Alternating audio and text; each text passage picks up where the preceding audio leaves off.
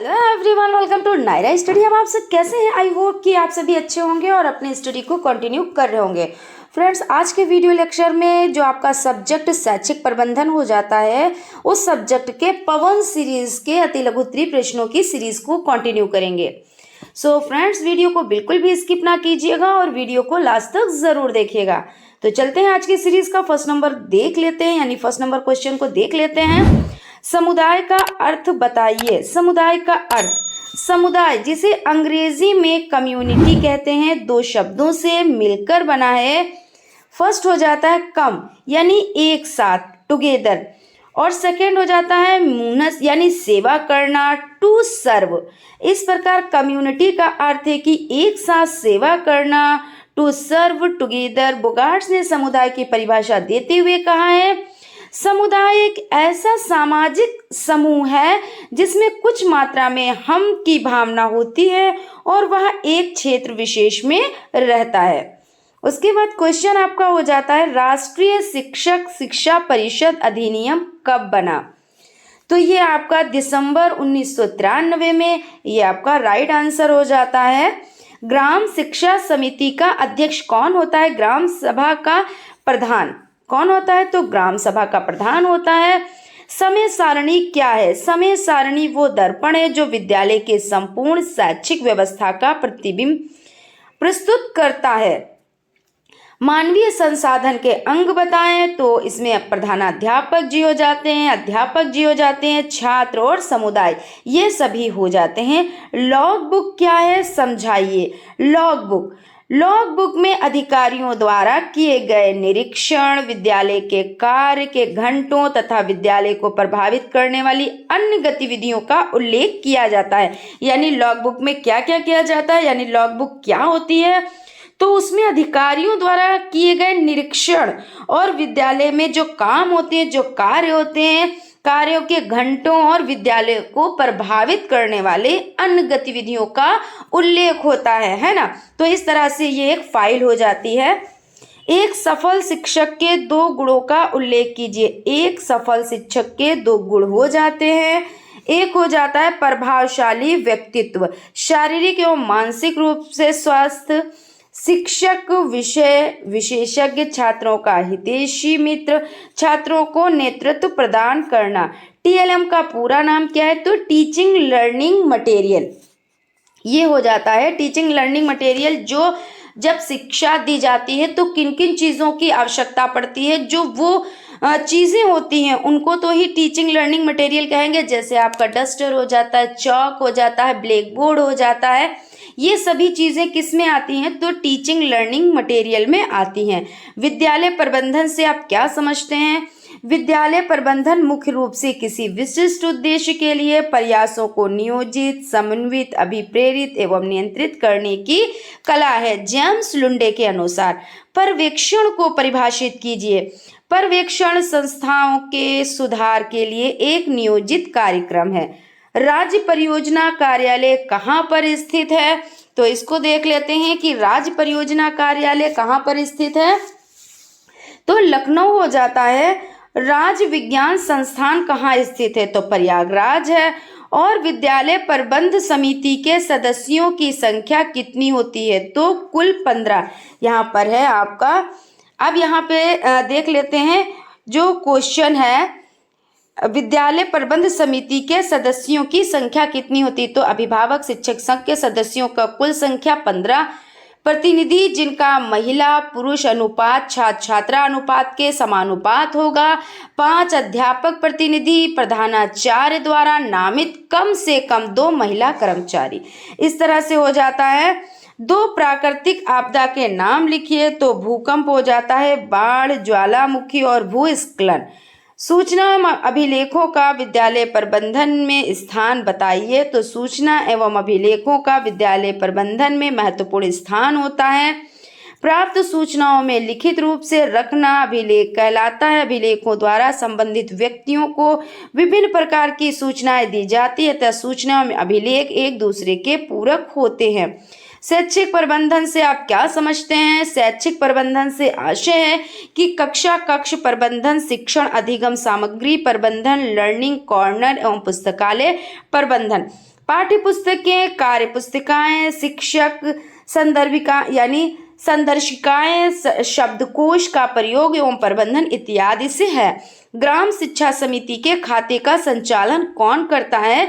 ग्राम प्रधान एवं प्रधानाध्यापक। राष्ट्रीय स्तर का प्रारंभिक शिक्षा के 3 संगठनात्मक संस्था कार्य करने वाले अभिकरण का नाम बताइए। राष्ट्रीय शैक्षिक अनुसंधान एवं प्रशिक्षण परिषद यानी NCERT, इंदिरा गांधी राष्ट्रीय मुक्त विश्वविद्यालय इग्नू। उसके बाद आपका हो जाता है NPRC समन्वय के कार्यों को बताएं।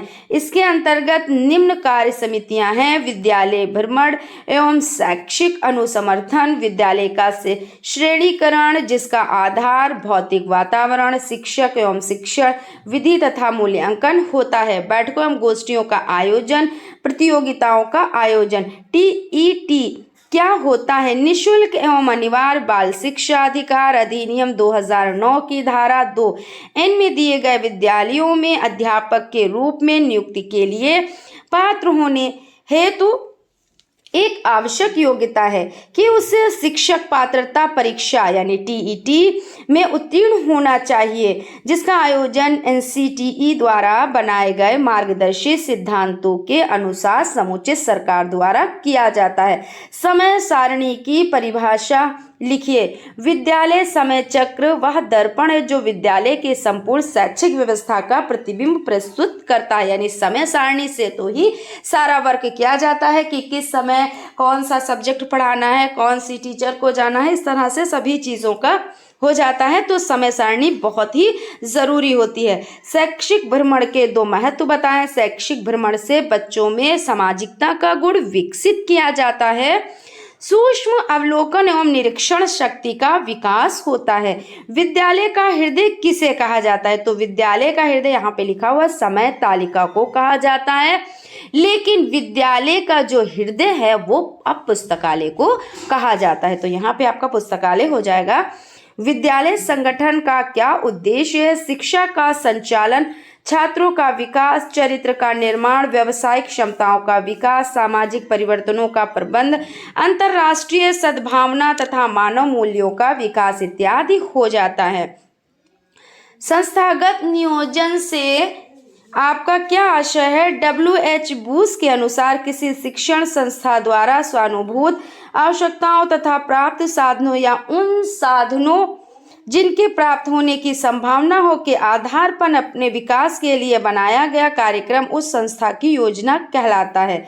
संस्थागत नियोजन का क्या अर्थ है? पूर्व निश्चित लक्ष्यों की प्राप्ति के लिए तथा भविष्य में किए जाने वाले कार्यों के लिए योजना निर्माण की प्रक्रिया ही नियोजन है। विद्यालय प्रबंधन से आप क्या समझते हैं? तो विद्यालय प्रबंधन से अभिप्राय है कि किसी भी संगठन या संस्था द्वारा अपने विकास व लक्ष्यों की पूर्ति के लिए योजना बनाना व उसका बेहतर क्रियान्वयन करना तथा इसके लिए सामूहिक रूप से सतत प्रयास करना हो जाता है। विद्यालय प्रबंधन का मुख्य दायित्व किसका होता है? तो विद्यालय प्रबंधन का मुख्य दायित्व प्रधानाचार्य का होता है। उसके बाद आपका क्वेश्चन है विद्यालय प्रबंधन की 2 विशेषताओं का उल्लेख कीजिए।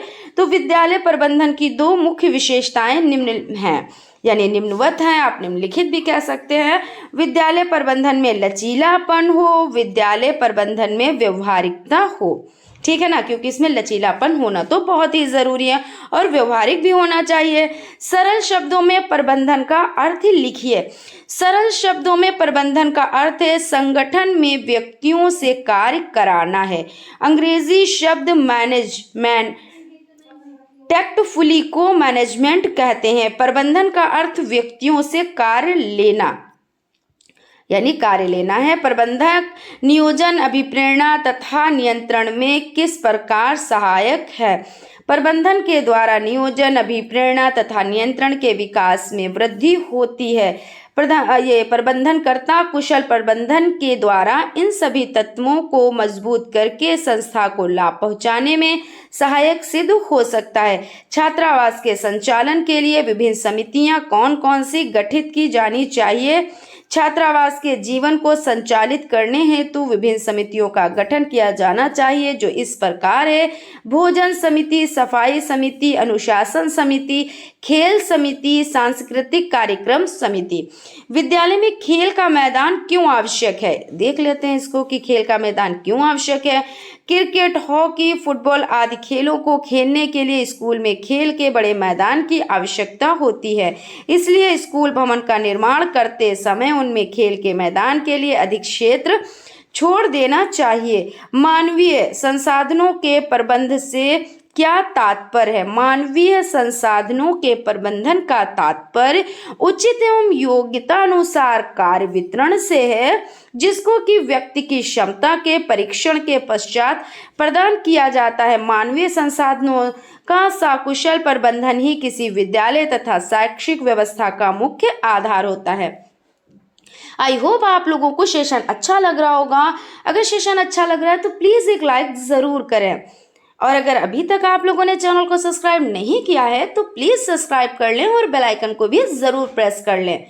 विद्यालय प्रबंधन के लक्ष्यों एवं उद्देश्यों का प्रतिपादन कौन करता है? प्रबंधन के लक्ष्यों एवं उद्देश्यों का प्रतिपादन प्रबंध समिति द्वारा किया जाता है। उसके बाद आपका हो जाता है विद्यालय प्रबंधन का आकलन कौन कौन सी समितियां करती हैं?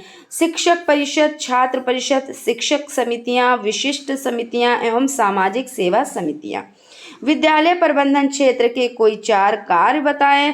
शिक्षक वर्ग के कार्य में समन्वय, पाठ्यक्रम नियोजन एवं कार्य विभाजन, विद्यालय में अनुशासन बनाए रखना, विद्यालय का बजट बनाना, ये हो जाते हैं। राष्ट्रीय शिक्षक शिक्षा परिषद एक्ट कब बना? तो राष्ट्रीय शिक्षक शिक्षा परिषद एक्ट वर्ष 1993 में बना। उसके बाद देख लेते हैं राष्ट्रीय शैक्षिक योजना तथा प्रशासन का संस्थान किस शहर में है?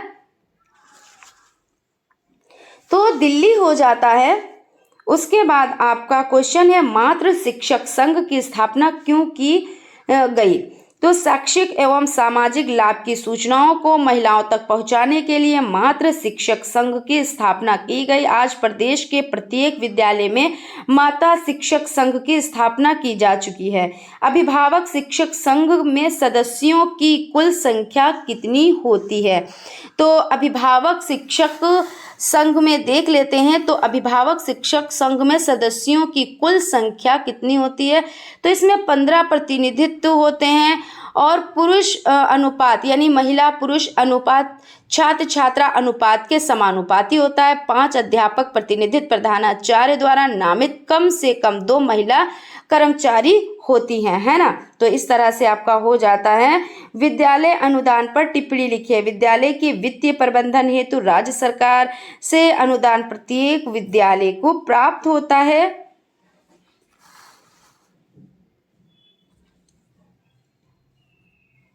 यह अनुदान जिला विद्यालय निरीक्षक या बेसिक शिक्षा अधिकारी द्वारा प्रत्येक विद्यालय को प्राप्त होता है। इसी अनुदान से विद्यालय के खर्चे चलते हैं। अब शिक्षकों का भुगतान भी बेसिक शिक्षा अधिकारी द्वारा किया जाता है। उसके बाद है क्वेश्चन समुदाय से प्राप्त धन क्या होता है? तो विद्यालय को समुदाय के सदस्यों, धनीमानी तथा समाजसेवी संस्थाओं द्वारा विद्यालय के क्रियाकलापों हेतु धन दिया जाता है। यह धन भी विद्यालय की वित्तीय व्यवस्था को सुधारने में सहायक होता है। समुदाय के सदस्य विद्यालय में कमरे का निर्माण करा देते हैं। प्रश्न है कक्षा कक्ष प्रबंधन से क्या आशय? वर्तमान समय में कक्षा कक्ष प्रबंधन का तात्पर्य उन भौतिक एवं मानवीय व्यवस्थाओं से होता है जिससे शिक्षण अधिगम प्रक्रिया को प्रभावी बनाया जा सके। कक्षा कक्ष के प्रबंधन से अभिप्राय है कक्षा से संबंधित उपकरणों की व्यवस्था करना। आदर्श विद्यालय से आपका क्या आशय है? एक आदर्श विद्यालय भवन अत्यंत विशाल एवं विस्तृत हो, इसकी कलाकृति आकर्षक लगने वाली हो तथा इसमें छात्रों को चलने फिरने की पूर्ण सुविधा हो। पुस्तकालय सुधार संबंधी कोई 4 उपाय बताएं। पुस्तकालय में फर्नीचर की व्यवस्था हो, बुक बैंक की स्थापना की जाए, पुस्तकालय में लाइब्रेरी कार्ड द्वारा प्रवेश दिया जाए, विद्यालय समय सारणी में पुस्तकालय कालांश निर्धारित हो। खेल का क्या महत्व है? छात्रों के स्वास्थ्य एवं आंतरिक प्रवृत्तियों की अभिव्यक्ति एवं विकास की दृष्टि से खेल का विशेष महत्व है। एनपीआरसी का प्रमुख कौन होता है? तो एनपीआरसी का प्रमुख होता है संकुल प्रभारी, ठीक है ना। तो इस तरह से यहाँ पे हो जाता है। क्वेश्चन है आपका, समय तालिका एक साधन है या साध्य है? बताएं। समय तालिका को स्वयं में एक साधन के रूप में समझना चाहिए या साध्य नहीं है? जहां भी इसका प्रयोग हमने साध्य के रूप में करने की चेष्टा की, वहीं यह अपने गौरव को समाप्त कर देता है। समय सारणी क्या है? तो अपने दैनिक कार्यों को योजनाबद्ध रूप से संचालित करने के लिए विद्यालय जो व्यवस्था करता है वह समय सारणी कही जाती है। रॉस के अनुसार पाठ्य सहगामी क्रियाएं क्या हैं? रॉस के अनुसार शिक्षा प्रक्रिया की धारणा जो बच्चों के प्रत्यक्ष अनुभवों या प्रत्यक्ष जीवन यापन द्वारा सीखने में विश्वास करती हैं। स्कूल को एक छोटा समाज समझने की धारणा जिसमें बच्चे सामाजिक प्रक्रियाओं में वास्तविक रूप से भाग लेकर सभ्य जीवन व्यतीत करना चाहते हैं, यानी करना सीखते हैं। इन आदर्शों की प्राप्ति हेतु विद्यार्थियों की शैक्षिक क्रियाओं का मार्गदर्शन किया जाना चाहिए। माध्यमिक शिक्षा आयोग के अनुसार पाठ्य सहगामी क्रियाओं की आवश्यकता बताएं। माध्यमिक शिक्षा आयोग के अनुसार स्वच्छ, आनंदप्रद तथा सुव्यवस्थित स्कूल भवन मिल जाने के पश्चात हम चाहेंगे कि स्कूल में विविध प्रकार की समृद्ध क्रियाओं का आयोजन हो जो विद्यार्थियों की विकास संबंधी आवश्यकताओं को पूरा कर सके। उसमें मनोरंजक कार्यों, क्रियाओं तथा योजनाओं की व्यवस्था करनी होगी जो बच्चों को प्रभावित करें और उनकी विभिन्न रुचियों को विकसित करें।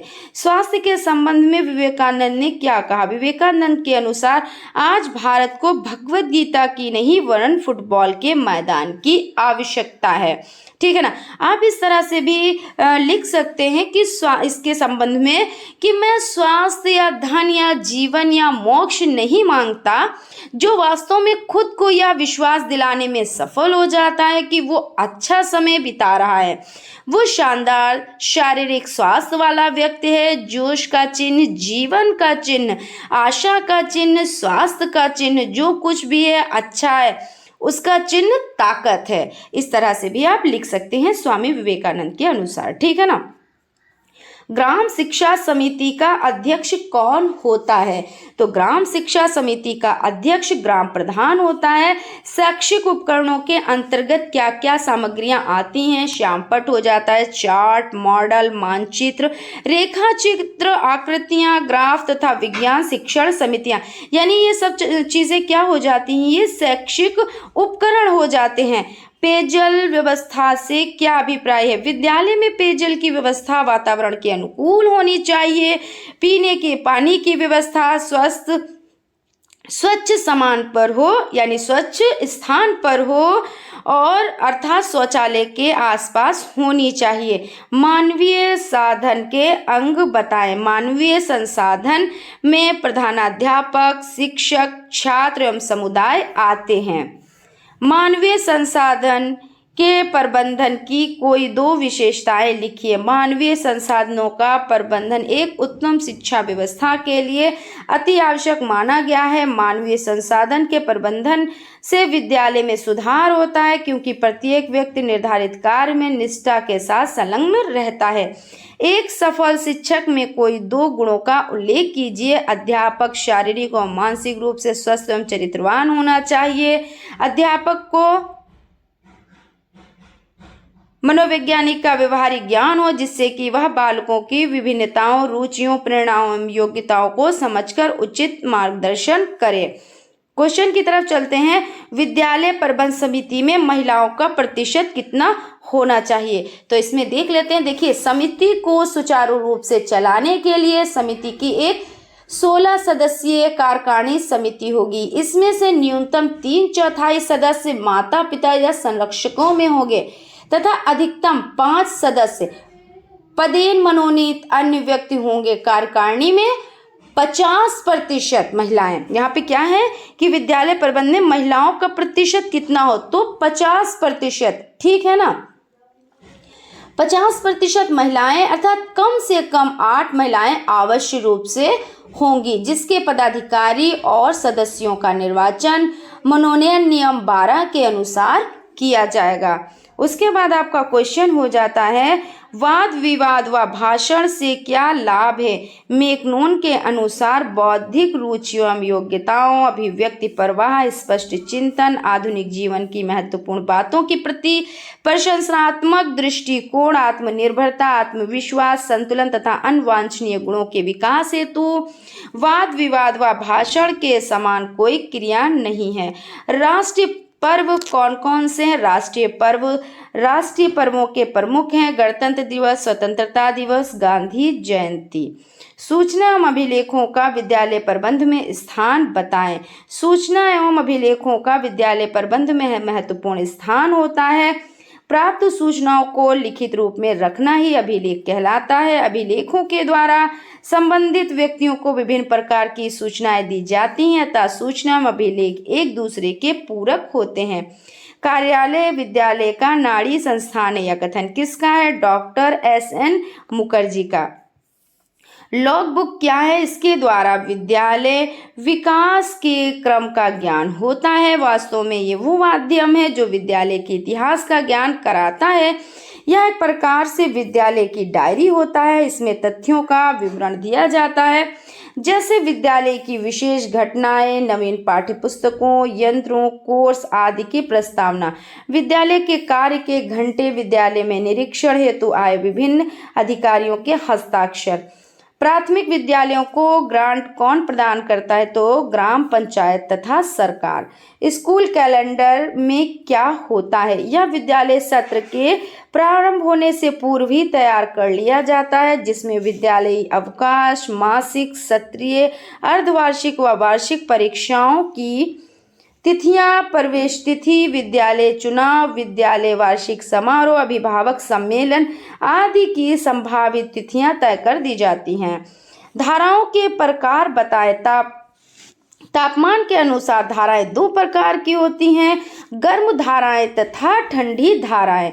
ज्वार भाटा किसे कहते हैं? सूर्य और चंद्रमा की गुरुत्वाकर्षण शक्ति के कारण समुद्र तटों पर 24 घंटों में 2 बार समुद्र का जल किनारे पर आगे बढ़ता है और फिर वापस लौट जाता है। इस प्रकार महासागरीय जल के ऊपर उठने को ज्वार और नीचे उतरने को भाटा कहते हैं। ज्वार भाटा से क्या लाभ है? तो ज्वार भाटा से निम्नलिखित लाभ है। ज्वार के समय उतले बंदरगाहों की गहराई बढ़ जाती है जिससे बड़े बड़े जलयान भी बंदरगाह तक पहुंच जाते हैं और भाटे के साथ लौट आते हैं। इस प्रकार माल ढोने वाले जलयानों द्वारा सामान एक स्थान से दूसरे स्थान तक आसानी से पहुंच जाता है। ज्वार आने के कारण समुद्र तट पर अनेकों प्रकार की वस्तुएं जैसे सीप, शंख, मोती आदि वस्तुएं किनारों पर आ जाती हैं। उसके बाद क्वेश्चन हो जाता है प्राकृतिक आपदा तथा मानवकृत आपदा में अंतर बताएं। तो प्राकृतिक आपदाएं विभिन्न प्राकृतिक शक्तियों के कारण उत्पन्न होती हैं। इन आपदाओं की पूर्ण एवं सत्य भविष्यवाणी करना असंभव है जैसे भूकंप, सुनामी, बादलों का फटना, विस्फोट, ज्वालामुखी आदि हो जाते हैं। मानवकृत आपदाएं मानव के कुप्रबंध अथवा दुष्कर्मों के कारण उत्पन्न होती हैं। इन आपदाओं की भविष्यवाणी और पूर्वानुमान संभव है जैसे आग, परमाणु आपदाएं, आतंकवादी गतिविधियां आदि। जैसे ये हो जाता है जनसंख्या विस्फोट किसे कहते हैं? जनसंख्या की अनियंत्रित वृद्धि ने देश को जनसंख्या विस्फोट के नजदीक पहुंचा दिया है जिसके कारण सरकार द्वारा किए जा रहे मानव कल्याण के कार्य अपर्याप्त ही नहीं बल्कि अनुपयुक्त भी होते जा रहे हैं। अतः जब किसी देश में जनसंख्या वृद्धि अनियंत्रित हो जाए और इस वृद्धि के कारण मानव समाज का सामाजिक आर्थिक विकास प्रभावित होने लगे तो ये स्थिति जनसंख्या विस्फोट कहलाती है। अब देख लेते हैं TLM ग्रांट का पूरा नाम यानी टीचिंग लर्निंग मटेरियल हो जाता है। TLM क्या होता है? तो टीचिंग लर्निंग मटेरियल यानी शिक्षण अधिगम सामग्री अनुदान, है ना। ग्रांट की बात तो अनुदान हो जाता है। उसके बाद हो जाता है शारीरिक शिक्षा से क्या अभिप्राय है? शारीरिक शिक्षा के अंतर्गत खेलकूद, व्यायाम, योगासन, स्काउटिंग, गाइडिंग इत्यादि क्रियाओं का आयोजन होना चाहिए। ग्राम शिक्षा निधि का खाता किन किन व्यक्तियों के हस्ताक्षर की अपेक्षा करता है? तो ग्राम शिक्षा निधि का खाता ग्राम प्रधान एवं प्रधानाध्यापक या प्रभारी के संयुक्त रूप से होता है। इन धन को दोनों के संयुक्त हस्ताक्षर के द्वारा ही बैंक से निकाला जाता है तथा दोनों की सहमति के आधार पर खर्च किया जाता है। प्रधानाध्यापक के मुख्य दायित्व बताएं तो मुख्याध्यापक के प्रमुख कार्यों को हम निम्न भागों में विभक्त कर सकते हैं: योजना, परिनिरीक्षण, शिक्षण, पथ प्रदर्शन, पाठ्य पुस्तकों का चयन, पाठ्यक्रम सहगामी क्रियाओं का आयोजन, संपर्क, कर्तव्य और मूल्यांकन हो जाता है। प्रोजेक्टर क्या है? इसमें चित्रों को बड़े पर्दे पर प्रतिच्छेदित कर दिया जाता है। यानी क्या होता है, बड़े पर्दे पर इसको जब फिट किया जाता है फिर बड़ा पर्दा लगाया जाता है विद्यालय में पढ़ाने के लिए, यानी टीचिंग लर्निंग मटेरियल में ही आता है, तो बच्चों को इससे पढ़ाया जाता है। जैसे आपने पढ़ा होगा श्रव्य सामग्री, दृश्य सामग्री, श्रव्य दृश्य सामग्री, तो इसके अंतर्गत ये आता है, ठीक है ना। तो जिसमें दिखाई भी दे और सुनाई भी दे, जो हम शिक्षा ऐसे प्राप्त करते हैं उसको क्या कहते हैं, श्रव्य दृश्य सामग्री। तो इस तरह से हो जाता है। विद्यालय में जन संपर्क किसे करना चाहिए? मुख्याध्यापक विद्यालय व समाज को जोड़ने की एक महत्वपूर्ण कड़ी होती है। कुछ लोगों का विचार ये भी है कि प्रधानाध्यापक को एक जनसंपर्क अधिकारी की भी भूमिका का निर्वाह करना होता है। उसे छात्रों, शिक्षकों, अभिभावकों व समाज के सदस्यों के साथ मधुर संबंध स्थापित करने का प्रयास करना चाहिए। मीना मंच क्या है? सरकार ने मीना मंच योजना का संचालन बालिकाओं को शिक्षा के प्रति जागरूक करने के लिए किया। इस शैक्षिक योजना के अंतर्गत मीना नामक बालिका की प्रमुख भूमिका को प्रदर्शित किया गया है। पर्यवेक्षण को परिभाषित कीजिए। विभिन्न शिक्षाविदों ने पर्यवेक्षण को अग्र प्रकार परिभाषित किया। एडम्स और डिकी के अनुसार पर्यवेक्षण संस्थाओं के सुधार के लिए एक नियोजित कार्यक्रम। विल्स के अनुसार आधुनिक पर्यवेक्षण शिक्षण व अधिगम के श्रेष्ठ विकास में सहायक है। पर्यवेक्षण का अर्थ बताएं। पर्यवेक्षण शब्द अंग्रेजी के सुपरविजन का हिंदी रूपांतरण है, जिसका अर्थ होता है वो उच्च दृष्टि जो विद्यालय विकास को गति प्रदान करे। उसके कार्यक्रम विद्यालय की अपेक्षाओं के अनुरूप होने चाहिए, जिससे विद्यालय संगठन के सभी घटकों का समुचित विकास हो सके। पर्यवेक्षण का काम उन स्कूलों का मार्गदर्शन करना है और समस्याओं के समाधान में सहायता प्रदान करना है जिनके पर्यवेक्षण की उन पर जिम्मेदारी है। क्वेश्चन है, विद्यालयों को अनुदान किन किन माध्यमों से प्राप्त होता है? तो विद्यालयों को अनुदान केंद्रीय तथा राज्य सरकार, ग्राम पंचायतों तथा स्थानीय निकायों आदि से प्राप्त होता है। बेसिक शिक्षा अधिकारी की भूमिका का वर्णन कीजिए। बेसिक शिक्षा अधिकारी जिले की बेसिक शिक्षा का प्रमुख अधिकारी होता है। जिले के समस्त प्राथमिक विद्यालयों के प्रबंध की व्यवस्था का उत्तरदायित्व बेसिक शिक्षा अधिकारी के ऊपर होता है। MDM वितरण पंजिका से आपका क्या आशय है? इसमें विद्यालय के नामांकित छात्रों की कुल संख्या, उस दिन उपस्थित छात्र की संख्या, मध्याह्न भोजन खाने वाले बच्चों की संख्या, भोजन से पूर्व हाथ धोने वाले बच्चों की संख्या, मीनू के प्रकार आदि का प्रत्येक दिन का विवरण रहता है। किसमें? MDM वितरण पंजिका, इसमें ये सब चीजें आ जाती हैं। कन्वर्जन कॉस्ट से क्या अभिप्राय है? प्राथमिक एवं पूर्व माध्यमिक विद्यालयों में मध्याह्न भोजन में प्रत्येक बच्चे के ऊपर जो धनराशि निर्धारित रहती है उसे कन्वर्जन कॉस्ट कहते हैं। किसको कन्वर्जन कॉस्ट कहते हैं? तो प्राथमिक और पूर्व माध्यमिक विद्यालयों में जो भोजन, मध्याह्न भोजन की जो व्यवस्था है उसमें जो धनराशि खर्च होती है ना, जो निर्धारित की जाती है, उसे कन्वर्जन कॉस्ट कहते हैं। अभिभावक की विद्यालय प्रबंधन में क्या भूमिका है? तो अभिभावक द्वारा अपने बालकों हेतु ऐसे वातावरण का सृजन करना चाहिए जिससे बालक स्वयं ही अपने कार्यों में क्रियाशील हो सके। राष्ट्रीय शैक्षिक अनुसंधान एवं प्रशिक्षण परिषद की स्थापना कब हुई? तो इसमें देख लेते हैं। राष्ट्रीय शैक्षिक अनुसंधान और प्रशिक्षण परिषद की स्थापना, तो ये आपका हो जाता है 1 अप्रैल 1961 हो जाता है, ठीक है ना। स्कूल चलो अभियान किस वर्ष उत्तर प्रदेश में लागू किया गया? यहाँ पे 2004 लिखा हुआ है, जबकि जो आपका आंसर हो जाता है वो 2000 में 6 से 11 वो 6 से 11 वो 11 से 14 के सभी बच्चों की प्रारंभिक शिक्षा के लिए स्कूल चलो अभियान प्रदेश सरकार द्वारा जुलाई 2000 में शुरू किया गया है ना। तो इस तरह से आपका हो जाता है। राष्ट्रीय शिक्षा संस्थान का परिचय दीजिए। राष्ट्रीय शिक्षा संस्थान नई दिल्ली, इसका मुख्य कार्य क्षेत्र शिक्षक प्रशिक्षण कार्यक्रमों, संगोष्ठियों एवं कार्यशालाओं का आयोजन करना है। यह स्कूली शिक्षा के विभिन्न क्षेत्रों में शोध कार्य के लिए उत्तरदायी है। कोठारी आयोग 1964 से 66 की सिफारिश के आधार पर इसे दिल्ली विश्वविद्यालय से संबद्ध कर दिया गया है। केंद्रीय शैक्षिक तकनीकी संस्थान के कार्य बताएं। तो केंद्रीय शैक्षिक संस्थान शिक्षण सामग्री एवं शैक्षिक तकनीकी, शैक्षिक दूरदर्शन ईटीवी एवं शैक्षिक रेडियो ईआर के लिए सॉफ्टवेयर तैयार करने एवं हार्डवेयर द्वारा उनके प्रसारण करने के लिए उत्तरदायी है। यह संस्थान शिक्षकों को इन कार्यों के संपादन में प्रशिक्षण की भी व्यवस्था करता है।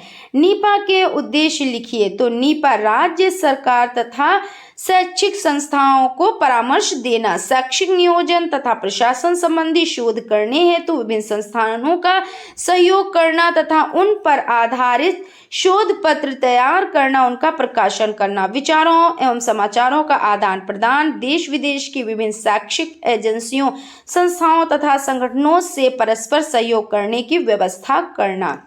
इस तरह से हो जाता है। देख लेते हैं बेसिक शिक्षा परिषद उत्तर प्रदेश की स्थापना किस वर्ष हुई। तो वर्ष 1972। डेट की बात की जाए तो 25/7/1972 यानी 72 है ना।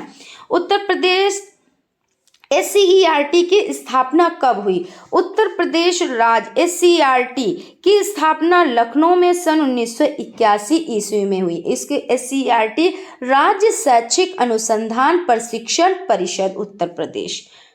उसके बाद आपका क्वेश्चन हो जाता है राज्य शिक्षा संस्थान के 3 कार्यों की विवेचन कीजिए, यानी 3 कार्यों का विवेचन कीजिए। तो राज्य शिक्षा संस्थान के कार्य निम्नलिखित है।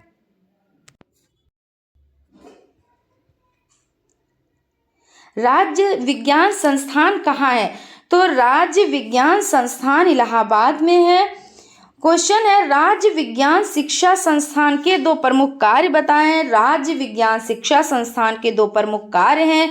प्रारंभिक स्तर के विज्ञान एवं गणित की पाठ्यपुस्तकों का लेखन, संशोधन व परामर्श देना, विज्ञान एवं गणित शिक्षा को उन्नतिशील बनाने हेतु शोध कार्य करना। राज्य हिंदी संस्थान का कार्यालय कहाँ है। राज्य हिंदी संस्थान SCERT एक अनुषंगिक संस्थान है जो वाराणसी यानी वाराणसी बनारस में स्थित है। राज्य परियोजना कार्यालय कहाँ है। राज्य परियोजना कार्यालय लखनऊ में है। याद रखिएगा इन सब चीज़ों को। राज्य परियोजना कार्यालय कहाँ है। तो लखनऊ में है। राज्य हिंदी संस्थान के 2 कार्य लिखिए। इसके निम्नलिखित कार्य हैं। हिंदी व संस्कृत भाषा हेतु शोध अनुसंधान का कार्य करना, प्रारंभिक शिक्षा हेतु हिंदी व संस्कृत की पाठ्यपुस्तकों का लेखन, अनुसरण व समीक्षा का कार्य करना। मनोविज्ञान शाला का परिचय दीजिए। मनोविज्ञान शाला उत्तर प्रदेश स्थापना आचार्य नरेंद्र देव समिति की संस्तुति के आधार पर उत्तर प्रदेश शैक्षिक विभाग के तत्वाधान में इलाहाबाद में 1947 ईस्वी में की गई है, जो राज्य शैक्षिक अनुसंधान और प्रशिक्षण परिषद उत्तर प्रदेश की एक इकाई मनोविज्ञान और निर्देशन विभाग ब्यूरो ऑफ साइकोलॉजी के रूप में कार्यरत है। इस तरह से आज की सीरीज कंप्लीट हो जाती है, यानी आज का सेशन कंप्लीट हो जाता है। आई होप आप लोगों को सेशन अच्छा लगा होगा। अगर सेशन अच्छा लगा है तो प्लीज़ एक लाइक ज़रूर करें, और अगर अभी तक आप लोगों ने चैनल को सब्सक्राइब नहीं किया है तो प्लीज़ सब्सक्राइब कर लें और बेल आइकन को भी ज़रूर प्रेस कर लें, जिससे कोई भी नोटिफिकेशन हो वो आप तक पहुंच सके। तो मिलते हैं नेक्स्ट क्लास में, तब तक आप लोग अपना ख्याल रखें और स्टडी को कंटिन्यू करें। Thank you.